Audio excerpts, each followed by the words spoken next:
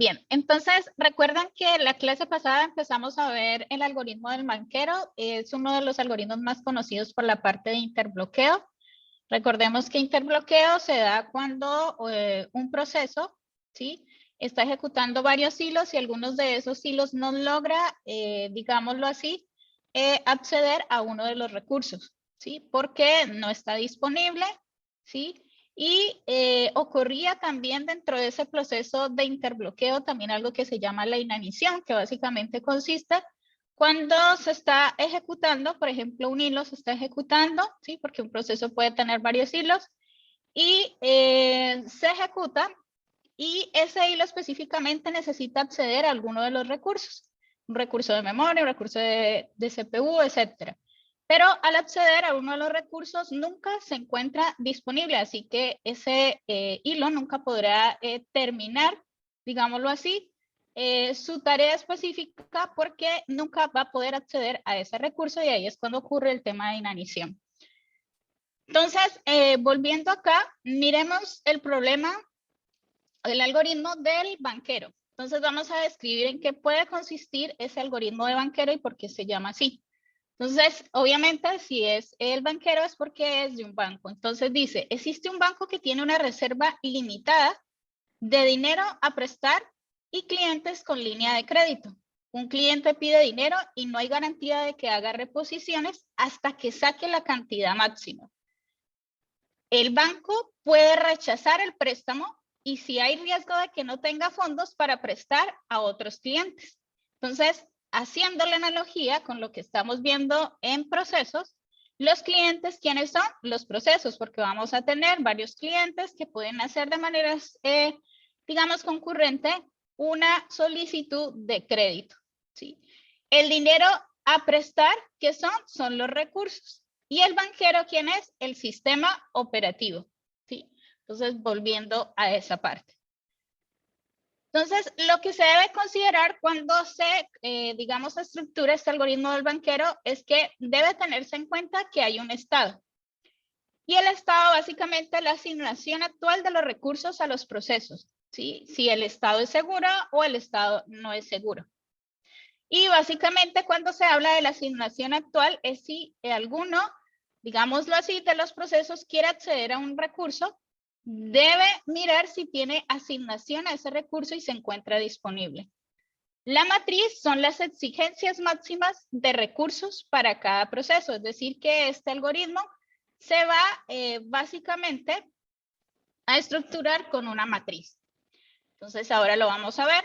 La matriz, también hay una matriz que se llama matriz de asignación, donde las asignaciones actuales de recursos para cada proceso. Entonces, hay una matriz donde van a estar los procesos. Los procesos pueden estar representados por filas y por columnas pueden estar representados lo que son los recursos. Y básicamente a cada proceso le va a corresponder una asignación de recursos, ¿sí?, para cada de esos procesos. Hay un vector que es un vector disponible y básicamente este es la cantidad total de recursos sin asignar a los procesos, ¿sí? Entonces, ese básicamente es el que va a informar si dicho proceso puede hacer esa solicitud de ese recurso. Entonces, debe mirar ese vector disponible. Si ese recurso tiene una cantidad de disponibilidad, ¿sí?, para poder otro proceso hacer la solicitud. Y el estado seguro básicamente es un estado en el que existe al menos un orden en el que todos los procesos pueden ejecutar hasta el final sin generar interbloqueo. Entonces, ese es un estado seguro, un estado en el que todos los procesos van a poder ejecutarse, ¿sí?, y a la final pueden terminar su tarea específica y no va a haber problemas de interbloqueo. También a considerar en este algoritmo, básicamente es cuando un proceso realiza una solicitud de recursos, se supone que se concede, ¿sí? Es decir, un proceso está el proceso A y el proceso A hace una solicitud del recurso 1 y se le dio, hace solamente una solicitud, puede hacer dos veces la solicitud a ese mismo recurso. Entonces se le concede la asignación de ese recurso, se actualiza el estado y se toma una decisión.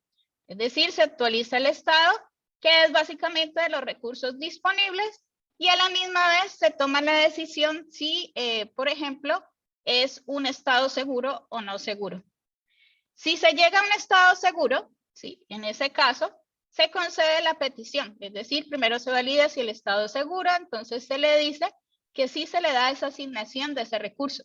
¿Dónde se garantiza si ese estado es seguro? En el vector disponible, ¿sí? Porque son los recursos que están disponibles. Entonces, por ejemplo, en el vector disponible yo tengo el recurso 1, pero el recurso 1 se encuentra en 0. Y existe un proceso A que hizo la solicitud a ese recurso 1. Ahí llega a un estado inseguro porque no hay recursos disponibles para asignarle o darle, otorgarle a ese proceso A. Entonces, ahí simplemente lo que se hace, si se llega a un estado inseguro, se rechaza y el proceso es bloqueado. Entonces, ¿cómo básicamente se representa este algoritmo del banquero? Como les decía, hay una matriz. Normalmente se suele llamar la matriz de asignación. Entonces, vamos a ver un ejemplo donde básicamente son los recursos asignados en ese momento. Y hay otra matriz que es la matriz de demanda. Entonces, son dos matrices donde son los recursos que se necesitan todavía. Es decir, un determinado proceso necesita un número de recursos, pero hasta ahora han sido asignados tantos recursos. Luego viene un vector de recursos, que son los recursos existentes y se van a representar por la letra E, ¿sí? Luego viene lo que es un recursos asignados a algún proceso, es otro vector, ¿sí? Se informa los recursos que sean asignados a algún proceso determinado. Y luego viene el vector disponible de que hablábamos, donde se valida, ¿sí? Para el estado de si es seguro o no seguro. Y este es otro vector que es de recursos disponibles y se va a representar por la letra D. Entonces, según vemos acá, tenemos una matriz de asignación y en esta matriz de asignación estamos representando cada fila por un proceso. Entonces, aquí tenemos 1, 2, 3, 4, 5 procesos, de la A a la E. Y tenemos 4 recursos. Con esta matriz de asignación, ¿qué está diciendo? A este proceso A tiene asignados hasta ahora 3 veces este recurso 1. Este no se le ha asignado a ninguno, ¿sí? Del recurso 2, y uno del recurso 1, del recurso 3, perdón, y uno del recurso 4, ¿sí? Y por ejemplo, no ha hecho ninguna solicitud de ninguno de los recursos, ¿sí? Que vemos aquí en este caso. Posiblemente ya haya terminado la tarea específica. Cuando se termina, todos los recursos se liberan y vuelven otra vez a actualizarse el vector disponible porque ya libera los recursos. Entonces, aquí tenemos de nuevo, por ejemplo, un proceso D, donde tenemos que tiene hasta ahora asignado 1 del recurso 1, 1 del recurso 2, 0 del recurso 3 y 1 del recurso 4. Entonces, esta es la matriz de asignación. La matriz de demanda básicamente consiste en cuántos recursos, ¿sí? Están haciendo esa solicitud. Entonces, aquí vemos el proceso A, ¿sí? Recordemos que la matriz de demanda son los recursos que todavía necesita un proceso. Entonces, en este caso, el proceso A todavía necesita un recurso más del recurso 1. Necesita un recurso 1 del 2 y el proceso A no necesita nada del recurso 3 ni nada del recurso 4. Y así, digamos, miramos los demás procesos. Estos, lo que son las letras E, P, D, dijimos que P se representaba, D se representaba como el vector disponible, ¿sí? Que son recursos que tiene disponible. Recordemos acá, P, D, recursos disponibles, P, recursos que son asignados, ¿sí? Entonces, aquí vamos a mirar. Si P son recursos que son asignados, ¿qué representa esto? dice el proceso A tiene 5. Entonces, el proceso A tiene 5 asignados. El proceso B tiene 3 recursos asignados en este momento. Puede hacer la solicitud de otro proceso porque hasta ahora tiene 3, ¿sí?, que están siendo utilizados y el otro que está siendo bajo demanda. Está el proceso C que tiene 2 y el proceso E que tiene 2 recursos. Ahora, recordemos, vuelvo de nuevo acá arriba, son los recursos existentes. Eso es el vector de recursos. Entonces, E está en 6, que representa el proceso A, 3 representa el proceso B, 4 representa el proceso C y D. Bueno, estos valores aquí hasta D. Aquí, sí, esto es hasta D. Realmente me faltó, aquí me equivoqué, me faltaría lo que es hasta el proceso E, ¿sí? Cada que vemos de esta, cada columna o cada valor me está representando los recursos que están dentro de cada proceso. Entonces, acá es A, B, C, D y E. Entonces, acá me faltó un proceso que fue el proceso D. Voy a seguir al siguiente para que no se confundan. Ahora lo vemos con otro ejemplo que tengo, que este solamente está diagramado hasta el proceso A a D. Faltó el E. ¿Cómo se hace la comprobación de un estado seguro? Entonces, la comprobación de un estado seguro, el algoritmo en qué consiste. Busca las filas cuyas necesidades de recursos sean menores que D. Recordemos que D básicamente es el vector de recursos disponibles. Si no hay un estado seguro, es decir, si ese vector para un determinado proceso, por ejemplo aquí, para el proceso B, este valor es 0. Es decir, que si el proceso B va a hacer la solicitud de este recurso, que sería el recurso 2, obviamente va a estar en un estado inseguro porque no va a haber recursos disponibles para ese proceso. Entonces, el estado no seguro, el sistema se puede interbloquear, se necesitan más de los disponibles, es decir, que solamente no hay ninguno disponible y está haciendo una solicitud más de los que no puede dar. Suponer que el proceso de la fila F pide todos los recursos y termina. Es decir, una vez se valide esto, si no hay un estado no seguro, entonces básicamente lo que hace es finalizar. Pero el siguiente paso es, supone que el proceso de la fila F pide todos los recursos y termina. Es decir, el proceso A va a hacer la solicitud de todos los 4 recursos. Una vez que hace la solicitud, tiene que liberarlos y se actualiza el vector de recursos disponibles porque libera esos recursos. Y ahí termina su tarea, el proceso. Marcar el proceso como terminado y añadir sus recursos a él, que fue lo que dije. Marca el proceso como terminado. ¿Cómo marca el proceso como terminado? Básicamente lo marca y se da claramente cuando todos los recursos están aquí en esta matriz de asignación en estado 0. ¿Sí? Tanto en este como en la matriz de demanda, ¿sí? Porque ya ha terminado su proceso. En este caso, este proceso no está terminado porque en la asignación no se le han asignado ninguno, pero está haciendo una solicitud en cada uno de los recursos. Si fuera terminado, esto estaría en 0. Luego, lo que va a hacer es repetir de nuevo lo que son los pasos, los 2 pasos anteriores, que es este, el de buscar, y luego el de suponer que el proceso de la fila pide todos los recursos, termina y va a marcar el proceso. Y esto lo va a hacer, estos 2 pasos que mencioné anteriormente, los va a hacer con todos los procesos. Y se puede terminar en un estado seguro. Este es básicamente el pseudocódigo de cómo puede ser, ¿sí?, para determinar el estado seguro usando las dos matrices y los vectores, sobre todo el vector disponible. Entonces, S es igual a true. Repetir, ese es el estado, se arranca con un estado que es true.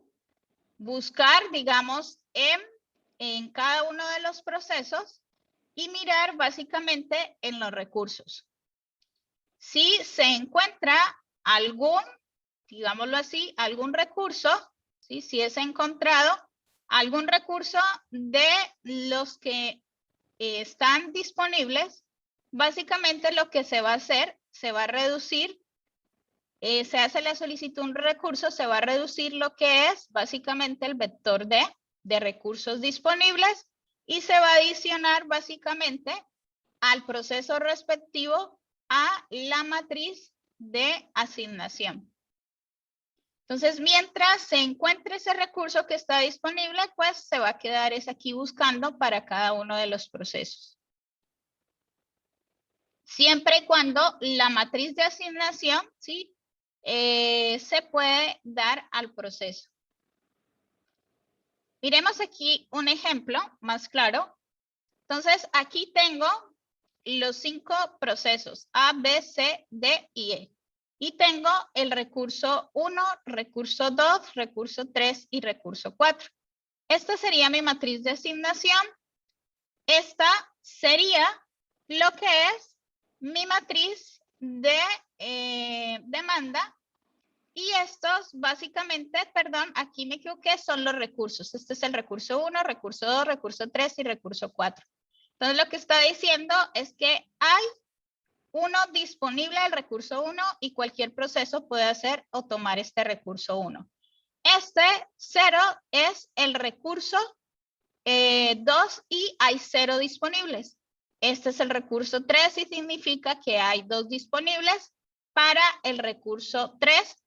Y este 0 es el recurso 4, o sea que hay 0 disponibles para el recurso 4. Entonces, aquí básicamente, ¿qué me está diciendo? B pide un recurso y el recurso que está pidiendo es el recurso 3. Entonces, recordemos que las siglas, ¿qué significan? La E o el símbolo, las letras, E significa de existentes. Entonces, estos son los recursos que son existentes. Hay 6 recursos. Hay 6, perdón, para el recurso 1, 3 del recurso 2, 4 del recurso 3 y 2 del recurso 4. Es decir, que hasta ahora hay para hacer solicitudes ya que hay recursos existentes. Luego están los recursos que ya han sido asignados, o sea, es decir, que algún proceso tomó ese recurso respectivo. Entonces, aquí dice el P, que básicamente corresponde a los recursos asignados. Entonces está diciendo que ya hay 5 que son asignados. Miremos, 3, 4, 5. Entonces hay 5 recursos que están ya siendo asignados. ¿Por qué? Porque esta es la matriz de asignación. Recordemos que esta es la matriz de demanda. Entonces no podemos contar 3, 4, 5, 6, 7, no. Es 3, 4 y 5, ¿sí? Estos 5 son los 5 procesos que se les han asignado el recurso 1. ¿Quiénes han asignado el recurso 1? Pues 3 se le ha asignado el proceso A, 1 se le ha asignado al proceso C y 1 se le ha asignado al proceso D. 3 han sido asignados para el recurso 2. Y el recurso 2, entonces vemos que está 1, 2 y 3. Donde a B se le asignó 1, a C1 y a D1. Aquí vemos de nuevo que al recurso 3 se le asignaron 2. Uno que lo tomó el proceso A y uno que lo tomó el proceso C. Y D es básicamente el vector de recursos disponibles. Entonces, está diciendo que P va a pedir un recurso 3. Entonces, si B va a pedir Es decir, va a estar en la matriz de demanda, ¿sí? Donde B va a cambiar aquí su valor y va a pedir un solo recurso, no dos, el recurso 3. Y hay que validar, ¿sí? Como es el recurso 3, hay que mirar si en el vector disponibles hay para hacer la solicitud 2 veces de este recurso 3 que vemos acá. Entonces puede hacer la solicitud. Entonces cuando B pide el recurso 3, ¿sí? ¿Qué va a hacer? Cuando B pide ese recurso 3, se le va a asignar, ¿sí? Esta matriz es la matriz de asignación, ¿sí? Este valor va a cambiar por 1, ¿sí? ¿Y por qué por 1? Miremos acá en el anterior, miramos que aquí nunca ha hecho la solicitud de este recurso 3. Entonces, en este caso, la matriz de actualización, de asignación, perdón, cambia a 1 porque pidió ese recurso 3. Y sí se le asignó, ¿por qué? Porque vemos que en el vector disponibles tenía para 2. Este va a decrementar, ¿sí? Porque ya se encuentra ese recurso que había disponible, se le otorgó al proceso B. Y esta matriz de demanda, ¿sí? Va a pasar a 0. Si lo vemos acá, en la matriz de demanda, ya estaba haciendo la solicitud de este recurso, ¿sí? Que vemos aquí y se le otorgó. Miremos en el caso, miremos este básicamente es la matriz de demanda, ¿sí? Hay 4 en vez de 5. Están 3 procesos en vez de 4, ¿sí? Esta es la matriz de demanda, esta es la matriz de asignación, está el vector de recursos y el vector disponible. Casi siempre se representan así en los textos cuando van a ver. Y este es un estado, por ejemplo, inicial. El vector disponible, ese es el que hablábamos de la letra D, de recursos disponibles. Y el vector de recursos básicamente era que hacíamos referencia a la letra E. Son los recursos que se le puede asignar máximo a cada proceso, ¿sí? Entonces 9 se le puede asignar del recurso 1, 3 del recurso 2 y 6 del recurso 3. Entonces aquí básicamente, ¿cómo finaliza un proceso? Entonces aquí hay un ejemplo. Cuando el proceso 2 termina. Cuando el proceso 2 termina, lo que hace es liberar todos los recursos. Entonces, si vemos, en la fila del proceso 2, todos los recursos se encuentran con un valor 0, tanto en la matriz de demanda como en la matriz de asignación. Ya ha terminado, ya no hace ninguna solicitud de los recursos y a la misma vez se debe actualizar el vector de disponible, ¿sí? Entonces, esto es lo que vamos a ver, ¿sí? Porque ha liberado esos recursos. Entonces, el vector de disponible, si vemos, aquí estaba en 0, 1, 1 y se actualizó a 6, 2, 3 porque ha liberado los recursos que tenía el proceso 2. ¿Sí? Los ha liberado y se ha actualizado, se han adicionado. No se han quitado, sino que se han adicionado porque liberó. Entonces, básicamente un proceso terminado, ¿sí? Es cuando básicamente tanto en la matriz de demanda como matriz de asignación sus valores es ceros y se actualiza el vector disponible. Este es otro ejemplo. Por ejemplo, ya habíamos visto el estado inicial de la matriz de asignación, matriz de demanda, vector disponible, ¿sí? Y el vector de recursos. Entonces, si se diera el caso de que, por ejemplo, en la matriz de demanda, el proceso 1 hace, en este caso, una solicitud al recurso 1, no lo puede hacer. ¿Por qué? Si vemos aquí, no hay disponibles para el recurso 1. Es decir, esta es mayor que lo que puede darle, ¿sí? Porque no todos los recursos del recurso 1 se encuentran ocupados. Entonces, aquí puede ocasionarse un problema de interbloqueo o estado no seguro. Aquí va a ocurrir un estado no seguro. Entonces, aquí básicamente estamos viendo cuando el proceso P1 termina, ¿sí? Entonces, aquí básicamente el proceso P1 va a terminar, va a liberar los recursos. ¿Por qué? Porque básicamente ocurrió un estado no seguro, ¿sí? No pudo terminar su proceso y lo que hace básicamente es volverle a liberar todos los recursos. Este es cuando el proceso 3 termina, cuando cada proceso va terminando, ¿sí? Eso es un ejemplo de que cuando el proceso está terminando, básicamente su matriz de demanda como su matriz de asignación se está volviendo pues en 0, ¿sí? Porque liberan la cantidad de recursos de cada proceso y siempre se está actualizando el vector disponible. Entonces, si nosotros vemos al inicio, este es el vector de recursos y el vector disponible está llegando a ser igual al vector de recursos. Es decir, que está liberando todos los recursos de cada uno de los procesos. ¿Sí? Entonces aquí llegó el proceso 3, de nuevo terminó lo que es su tarea y cada uno de los recursos los liberó y volvió a actualizarse el vector disponible.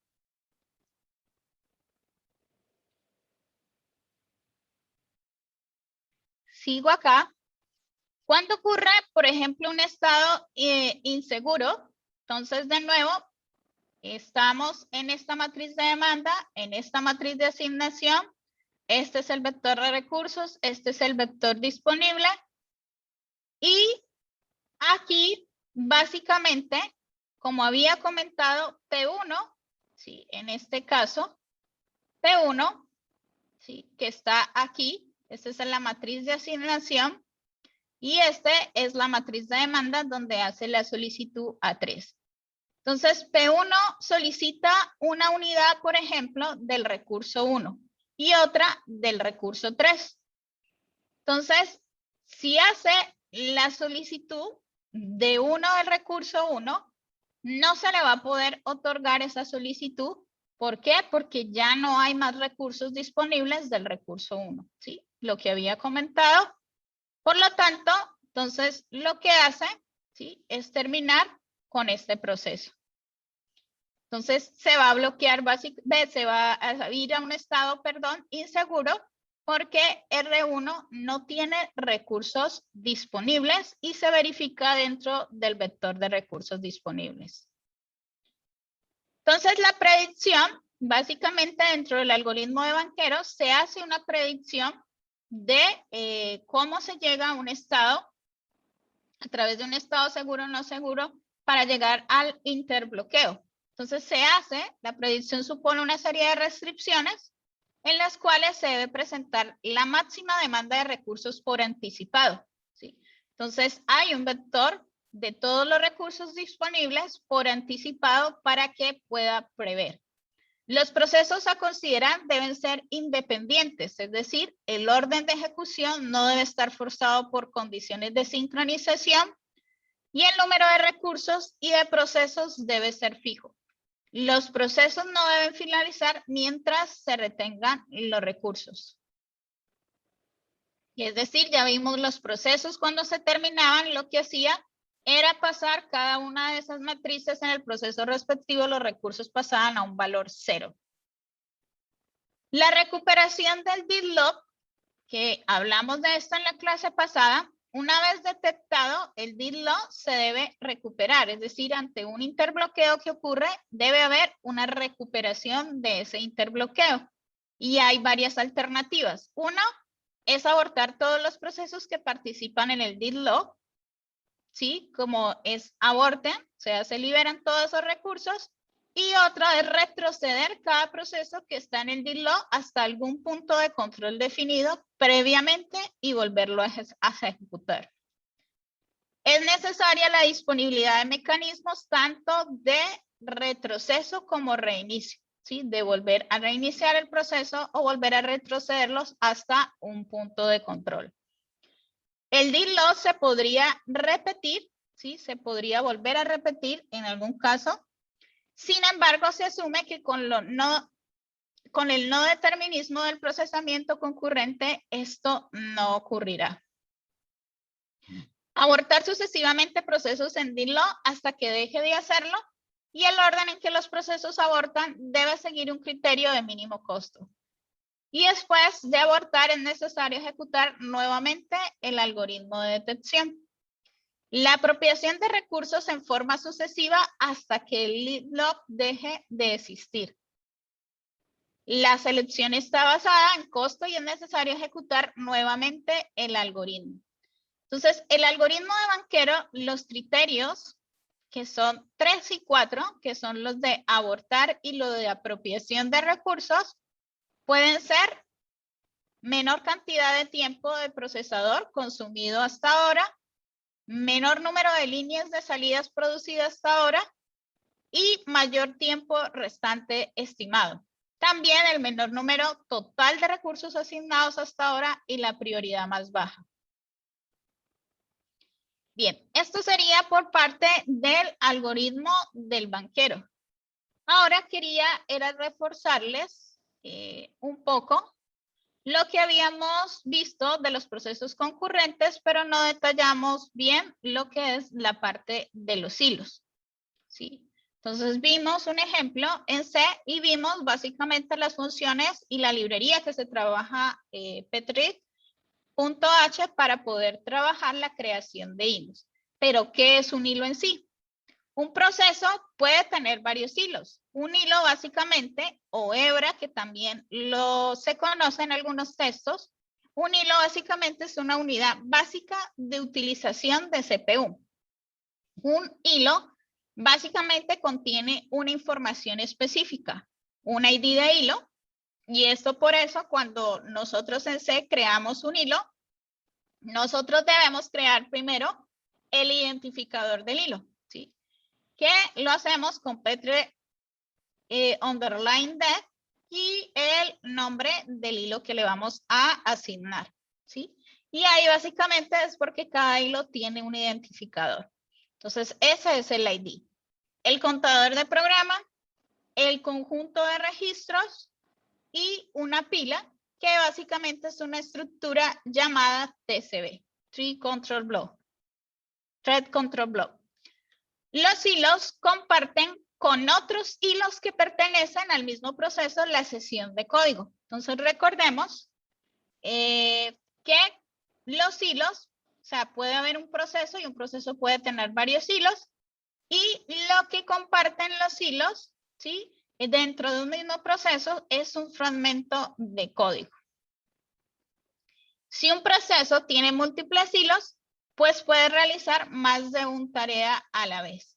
Los principales estados de un hilo, ¿cuáles son? La ejecución, ¿sí? Cuando se está ejecutando, listo y bloqueado. ¿Por qué se puede bloquear un hilo? Lock, ¿sí? O un lock para el desbloqueo.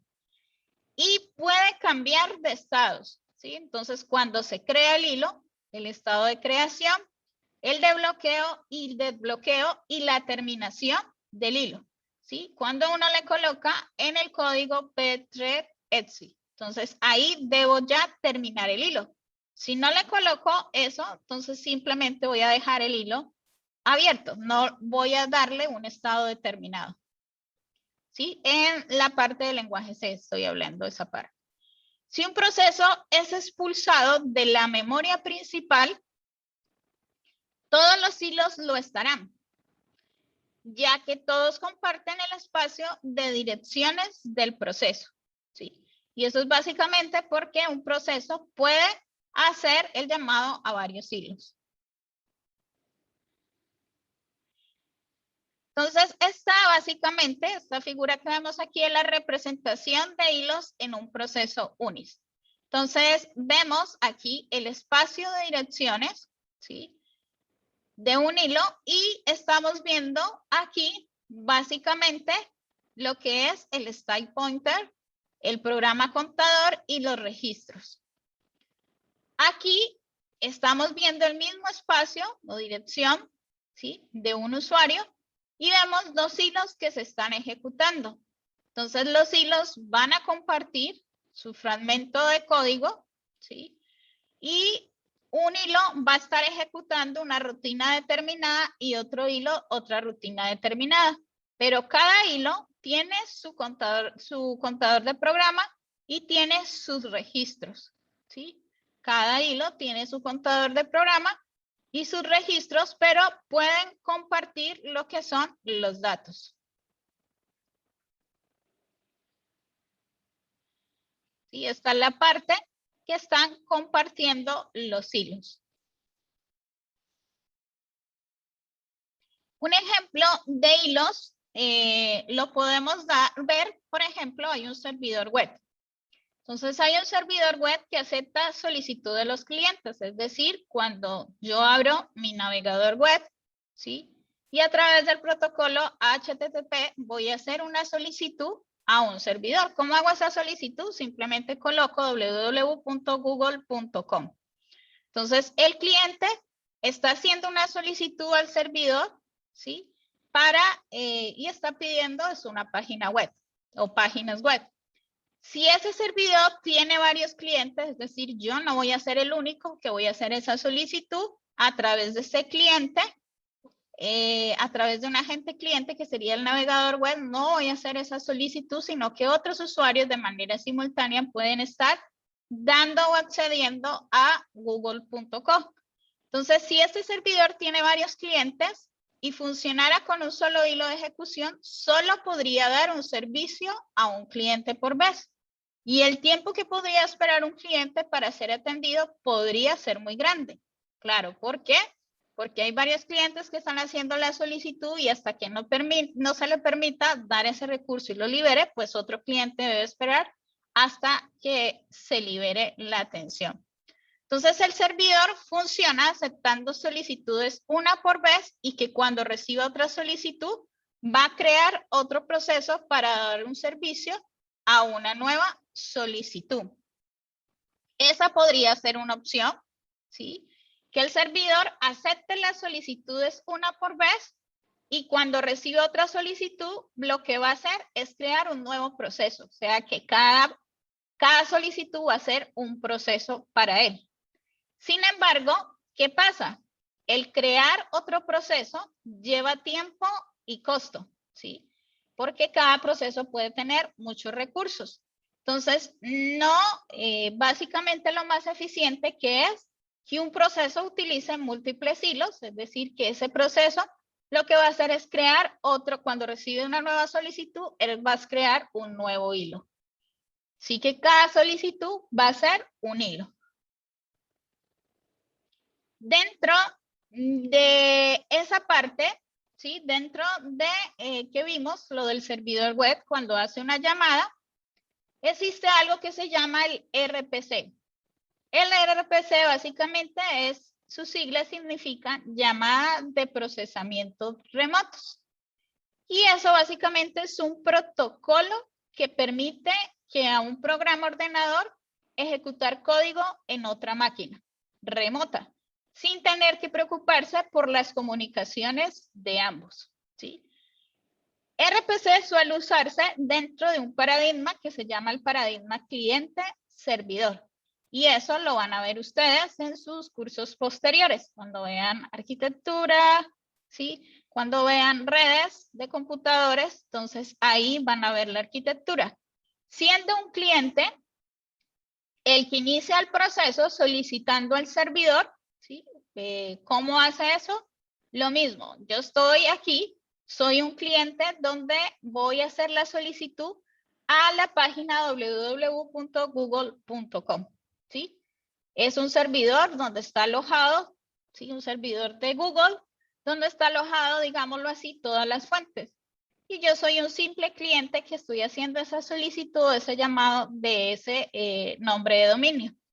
Entonces, siendo un cliente, el que inicia el proceso solicitando al servidor que ejecuta cierto procesamiento o función y enviando el resultado de la operación al cliente. Es decir, que durante el RPC, básicamente va a llamar un procedimiento y ese procedimiento va a ser de manera remota, ¿sí? Va a ejecutar un procedimiento específico o una función y va a enviar el resultado de esa operación al cliente. Y ese resultado quiere decir si esa solicitud es aceptada o no es aceptada, ¿sí? Para eso funciona lo que es el RPC. De las hilos hay unas ventajas. Esas ventajas son la respuesta. Entonces el tiempo de respuesta mejora, es preferible crear hilos en vez de procesos. El tiempo de respuesta mejora ya que el programa puede continuar ejecutándose aunque parte de él esté el bloqueado. El compartir recursos, ¿sí? Los hilos comparten la memoria y los recursos del proceso al que pertenece, por lo que se puede tener varios hilos de ejecución dentro del mismo espacio de direcciones. Entonces, eso lo vimos con el diagrama que vimos de hilos en el sistema IONIS. La economía es más fácil la creación, cambio de contexto y gestión de hilos de los procesos. Y la utilización de múltiples CPUs. Entonces permite que los hilos de un mismo proceso se ejecuten en diferentes CPUs a la vez. En un proceso monohilo, un proceso ejecuta en una única CPU, independiente de cuándo se tenga disponible. Los hilos también manejan niveles. Entonces existen niveles de usuario y niveles kernel. ¿Qué son estos niveles? El nivel de usuario básicamente son implementados en alguna librería y estos básicamente son los que se gestionan sin soporte del sistema operativo. Entonces, se reconoce como un hilo de ejecución. Y hay otros que son propios del sistema operativo, que son los niveles kernel, que son el sistema operativo quien crea y planifica y gestiona los hilos. Entonces, a nivel de usuario, tiene como beneficio que su cambio de contexto es más sencillo que entre hilos de kernel. Porque entre hilos de kernel, aquí perdón me equivoqué, no es kernel sino kernel, aprovechar mejor las arquitecturas multiprocesadores y proporcionan mejor tiempo de respuesta. Si un hilo se bloquea, los otros pueden seguir ejecutándose.